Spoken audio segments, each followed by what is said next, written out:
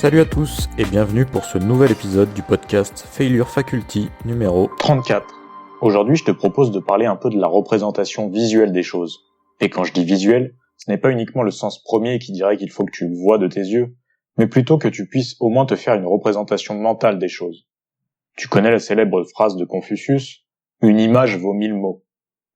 Faire un petit dessin, un schéma, permettra souvent d'expliquer plus facilement et à la personne d'imprégner l'idée plus rapidement qu'avec un long discours. On retrouve cette idée dans beaucoup de domaines. À l'école, par exemple, quand on nous donne des problèmes de maths avec des exemples de la vie courante. Et encore, beaucoup de gens qui n'apprécient pas les maths disent qu'ils auraient besoin de voir la vraie utilité qui se cache derrière. Ça marche dans d'autres domaines.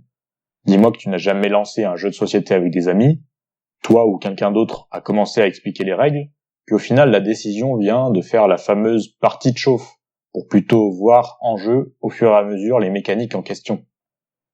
Un duo qui avait bien compris ce concept d'expliquer visuellement les choses, c'est Fred et Jamy, dans la fameuse émission C'est pas sorcier. Tu te rappelles sûrement du moment où l'on rejoignait Jamy dans son camion pour qu'il nous fasse une bonne représentation visuelle des idées via ses maquettes et ses comparaisons simplifiées. D'ailleurs, je fais une petite aparté, mais si comme moi tu es un peu nostalgique de cette belle émission, il faut savoir que Jamy a profité du premier confinement pour lancer sa propre chaîne YouTube qui s'appelle Épicurieux.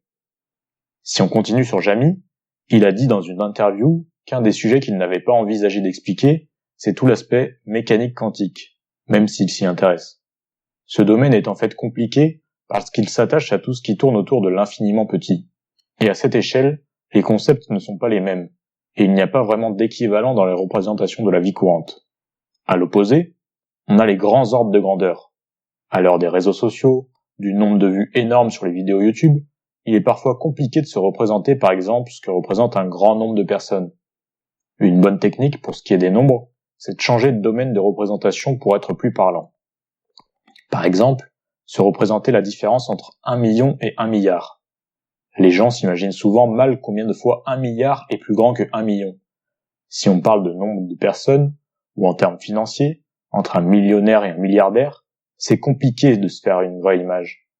Mais si on transpose ces chiffres en termes de temps, l'évidence saute tout de suite plus vite aux yeux. Réfléchis 2 secondes à l'équivalence de ces deux nombres en termes de secondes. Tu risques d'être surpris. 1 million de secondes, c'est environ 11 jours. 1 milliard de secondes, c'est environ 31 ans et demi.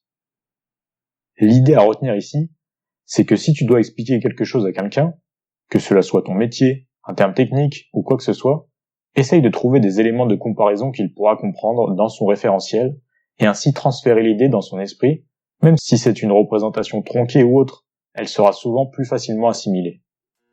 Et toi, tu gardes toujours un langage technique pour communiquer ? Ou alors tu vulgarises, tu trouves des images transferts pour te faire comprendre ?